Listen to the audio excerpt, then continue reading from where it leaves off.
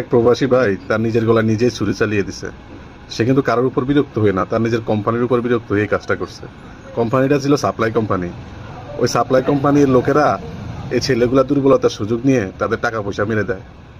টাকাগুলা মেরে দিয়ে তোরা তোদের ভবিষ্যৎ উজ্জ্বল করিস, বাল বাচ্চার মুখে খাবার দিস, তোদের উপর গজব পড়বে।